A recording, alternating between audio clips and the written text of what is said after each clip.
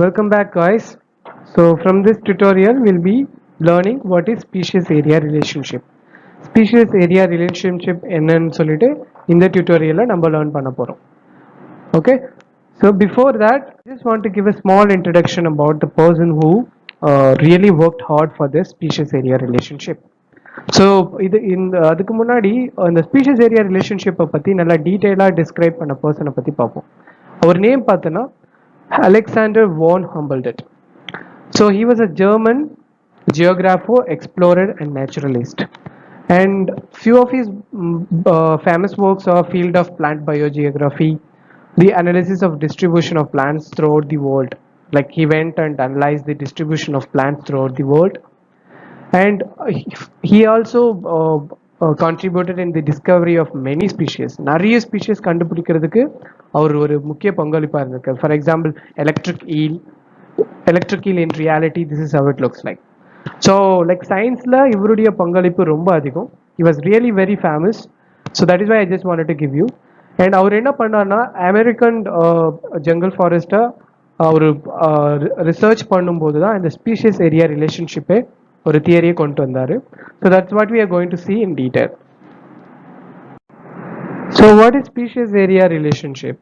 As the name suggests, it is the relationship between the species and an area or habitat. So in simple, உயிரினங்களுக்கும் அங்கே அது வாழ்கிற இடத்துக்கும் உள்ள relationship. For example அது இருக்கிற இடத்துக்கு ஏற்ற மாதிரி அங்கே இருக்கிற எத்தனை வகையான உயிரினங்கள் இருக்குது, எப்படி மாறுது, அதுதான் நம்ம ஸ்பீஷிஸ் ஏரியா ரிலேஷன்ஷிப் சொல்கிறோம். சிம்பிளாக சொல்கிறேன்னா, for example Alexander von Humboldt, when he was exploring the South American some American forests, he found that with increasing area the species richness also increased, but that too with a certain limit. So what does he mean? அவர் என்ன சொல்லியிருக்காரு? So அவர் இந்த American jungle forest explore பண்ணும்போது அங்கே இருக்கிற species richness, அதாவது different types of animals, plants எல்லாமே பார்த்தோன்னா area increase ஆக அதனுடைய நம்பர்ஸும் இன்க்ரீஸ் ஆகிட்டே இருக்குது. பட் ஒரு பர்டிகுலர் லிமிட் வரல தான், அதுக்கப்புறம் அது இன்க்ரீஸ் ஆகிறது, அது டபுள் ஆகிற லிமிட் வந்து குறைஞ்சிடுது. So let's just see with an example. This is the better explanation for you to understand. So let's just say this is the total area of this place. For example, assume, okay, let's assume, imagine 70 square miles, but in reality it is really too huge, but let's just assume. So in the total area oda length பார்த்தோன்னா 70 square kilometers. So இது வந்து y axis ல number of species. அவர் என்ன சொல்லியிருக்காரு? Area increase ஆக number of species இருக்கிறதும் increase ஆகிட்டே இருக்கு, பட் ஒரு பர்டிகுலர் லிமிட் வரல தான். அதுக்கப்புறம் அதனுடைய இன்க்ரீஸ் பார்த்தோன்னா இந்த அளவுக்கு இன்க்ரீஸ் ஆகலை. ஃபார் எக்ஸாம்பிள் 0 to 1 கிலோமீட்டரில் பார்த்தீங்கன்னா யூ ஹாவ் 8 or 9 ஸ்பீஷியஸ் இருக்குது, 9 different species. Again 1 to 2 kilometre போகும்போது அரவுண்ட் 13 ஸ்பீஷியஸ் இருக்குது. ஸோ 3 to 5 கிலோமீட்டர் போகும்போது you have nearly 15 species. And 8 above 5 போகும்போது you have more than 15 species. So அப்படியே நம்பர் டபுள் ஆகிட்டே இருக்கு within a small region, right? Within a small region பார்த்தோன்னா அதனுடைய numbers double ஆகிட்டே இருக்கு.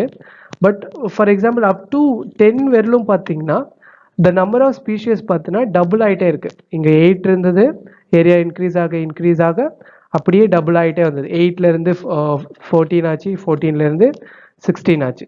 ஸோ டபுள் ஆகிட்டே இருந்து 16லேருந்து 20 வந்துச்சு, right? But up to a certain limit அதுக்கப்புறம் பார்த்தீங்கன்னா அது இன்க்ரீஸ் ஆகுறது பார்த்தோன்னா அவ்வளவும் ஸ்ட்ரெயிட் லைனாக போகிறதுக்கு பதிலாக டுவர்ட் ஹாரிசாண்டலாக போயிடுச்சு. ஸோ அதை தான் அவர் என்ன சொன்னார்னா ரெக்டாங்குலர் ஹைப்பர் போலா. ஸோ இந்த ஷேப்பை தான் நம்ம ரெக்டாங்குலர் ஹைப்பர் போலான்னு சொல்கிறோம், right? So let's just see in detail about what is rectangular hyperbola. So for example, this relationship, for example, if you look at this picture, this is the actual picture given in your book.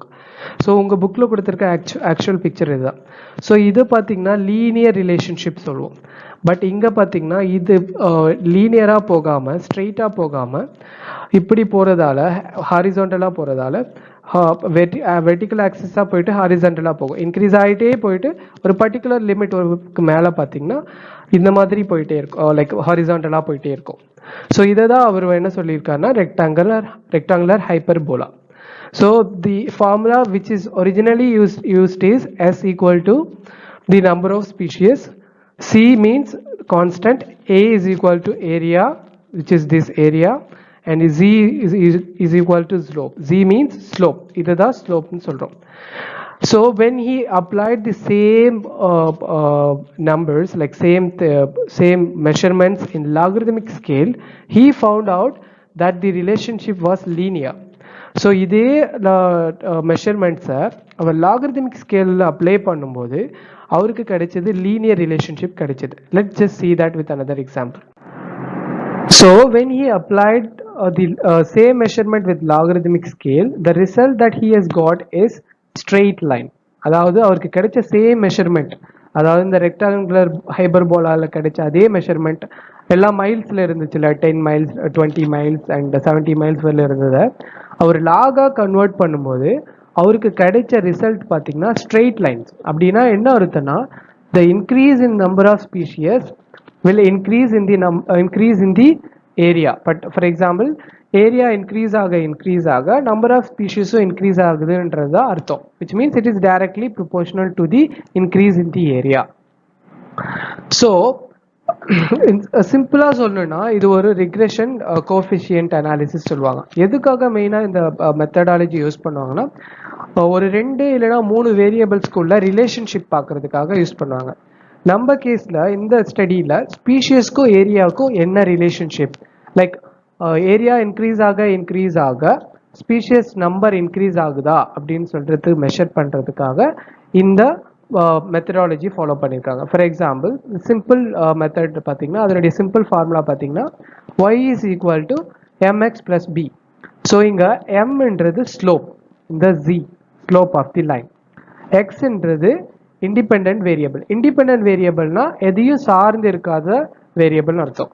Dependent variable இங்கே எதுன்னு சொன்னோம்னா number of ஸ்பீஷியஸை dependent variable சொல்லலாம். சிம்பிளாக நீங்களே assume பண்ணிக்கோங்க, ஒரு ஏரியான்றது எதையும் depend பண்ணி இருக்கணும்னு அவசியமே இல்லை, அது கான்ஸ்டண்ட்டாக இருக்கும்.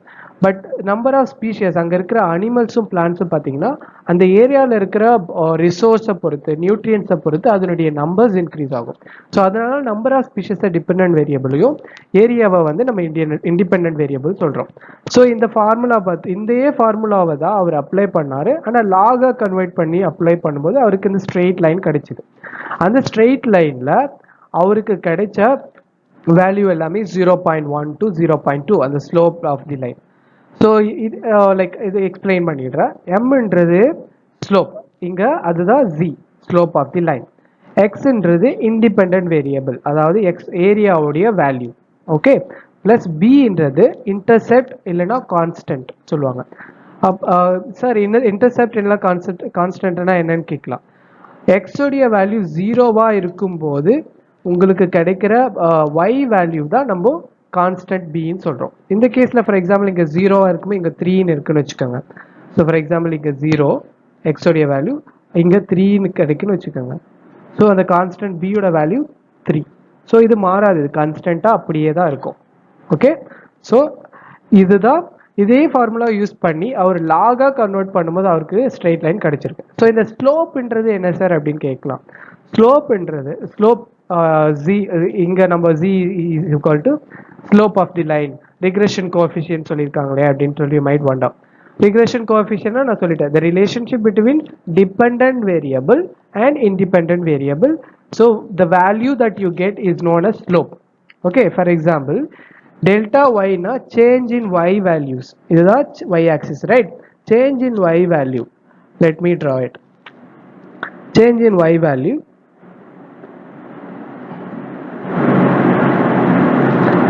change in y value and change in x value.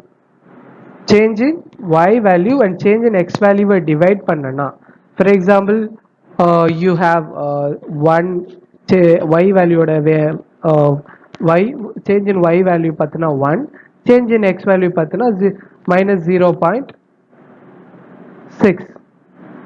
so when you divide 1 by minus 0.6, the value that you get is slope, z value or m value. Okay, so இந்த வேல்யூ பார்த்தீங்கன்னா கண்டினியூஸாக கான்ஸ்டண்ட்டாக இருக்கும்.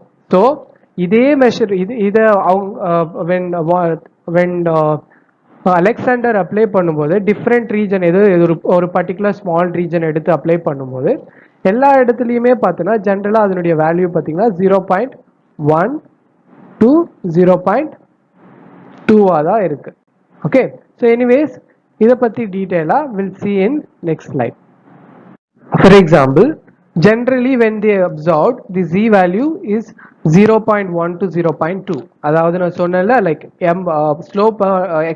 ஸ்லோப் வேல்யூ எப்படி divide பண்ணும், X value increase in area அந்த எக்ஸோடைய வேல்யூவையும் ஒய்யோடைய வேல்யூவும் divide பண்ணும்போது நம்மளுக்கு கிடைக்கிற வேல்யூ தான் ஸ்லோப் வேல்யூ சொல்கிறோம். 0.1 to 0.2. ஃபார் எக்ஸாம்பிள் அது வந்து லைக் ஒரு பர்டிகுலர் ஈகோ சிஸ்டம் எடுத்துக்கோங்க. ஒரு ஃபாரஸ்ட் ஃபார் எக்ஸாம்பிள் வெஸ்டர்ன் காட்டில் இருக்கிற ஒரு வெஸ்டர்ன் காட் ஃபுல்லாகவே அவங்க மெஷர் பண்ணும்போது ஜென்ரலாக பார்த்தீங்கன்னா அந்த ரிக்ரெஷன் கோஎஃபிஷியன்ட்டோட வேல்யூ பார்த்தீங்கன்னா 0.1 to 0.2 irrespective ஆஃப் டிஃப்ரெண்ட் டாக்ஸா. என்ன டாக்ஸா எடுத்தாலும் லைக் அனிமல்ஸ் அக்வாட்டிக் அனிமல் எடுத்தாலும் இல்லை எலிஃபண்ட் ஒரு பர்டிகுலர் ரீஜனில் ஏரியா இன்க்ரீஸ் ஆக அதனுடைய நம்பர்ஸும் இன்க்ரீஸ் ஆச்சு. ஒரு பர்டிகுலர் பாயிண்ட்டுக்கு மேலே இன்க்ரீஸ் ஆகலை. அண்ட் அந்த ஸ்லோப் வேல்யூ பார்த்தீங்கன்னா 0.1 to 0.2. ரைட். ஸோ இதை தான் they found out in general for a particular simple smaller area. But when it comes to larger areas like continents, for example, if you take Asian continent or Antarctic or Africa, so the continent level, when they tried, when they applied this same methodology, the result that they found was much steeper. So straight up pogama, I mean linear up pogama, steeper up pogudhu. So what does it mean? It means that area explore பண்ணதை விட the number of species வந்து அதிகமாக இருக்குது. Continent லெவலில் நம்ம species area relationship பார்த்தோன்னா so அதுதான் mean பண்ணது இது. So likewise they have also observed it with fruit eating frugivorous birds and mammals in the tropical forest of different continents. So they took different continent, for example African and Asian continent they took, just for example. So the result that they got the steep z value, the slope value was more than 0.6 to 1.2. It was like around 1.15, which means area vida the number of species pathina adhigama irukku nu artham. Right. Enna reason iruklant you might be asking me. There are a lot of reason. First of all, the area is really vast. Secondly, the ecosystem varies, so the number of species that lives in each continent will vary. So that is the reason why you get much steeper value with less area. Okay, so like என்ன reason சொல்லிட்டு பார்த்தோம்னா different கான்டினென்ட்ல அதனுடைய ecosystem எல்லாமே வேற வேறையா இருக்கும்.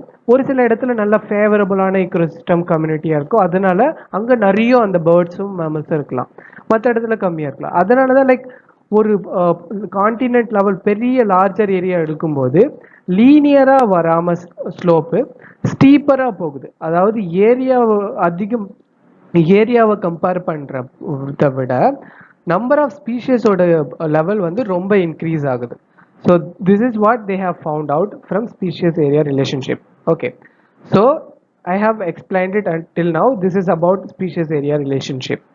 Okay, so what I wanted to tell you from this, the reason why species area relationship was first used is to protect as well as to conserve the diversity, because you know that this lesson is all about conservation and biodiversity, right? So when you know the slope range, for example you take Western Ghats.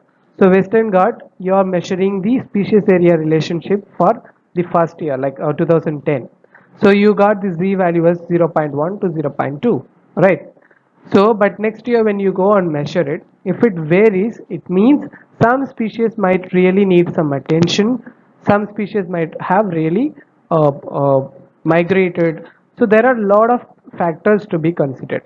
But generally பார்த்தோன்னா regression coefficient ஒரு சின்ன similar ஒரு சின்ன ரீஜனுக்கு ஒரு western God's மாதிரி ஒரு particular ரீஜனுக்கு எடுத்தோன்னா area கொஞ்சம் இன்க்ரீஸ் ஆக அங்கே இருக்கிற நம்பர் ஆஃப் ஸ்பீஷஸ் இன்க்ரீஸ் ஆகும். பட் ஒரு பர்டிகுலர் லிமிட்க்கு மேலே அது இன்க்ரீஸ் ஆகிறது ரெடியூஸ் ஆகிடும். ரெடியூஸ் ஆகிறத விட லிமிட் ஆகிடும், அதே நம்பர்லேயே மெயின்டைன் ஆகும். அண்ட் பெரிய லார்ஜர் ஏரியாஸ் லைக் கான்டினென்ட்ஸ்க்கு அது அந்த மாதிரி ஏரியாக்கெல்லாம் பார்த்தோன்னா லீனியராக ரிலேஷன்ஷிப் இருக்கிறத விட ஸ்லோப் வந்து லீனியராக எப்படி இருக்கிறத விட ஸ்டீப்பராக இருக்கும். ரீசன் என்னன்னா ஏரியாவை விட நம்பர் ஆஃப் ஸ்பீஷிஸ் வந்து அதிகமாக இருக்குன்னு அர்த்தம். Clear? The main reason you studied species area relationship in this lesson is கன்சர்வேஷனுக்காக இந்த ஸ்பீஷிஸ் ஏரியா ரிலேஷன்ஷிப் மெத்தட் ரொம்ப அதிகமாக யூஸ் ஆகுது. Right? Okay, it was really happy to teach you guys. I hope you understood. Still, if you don't understood, just let me know. I'll just explain you in detail. Thank you guys.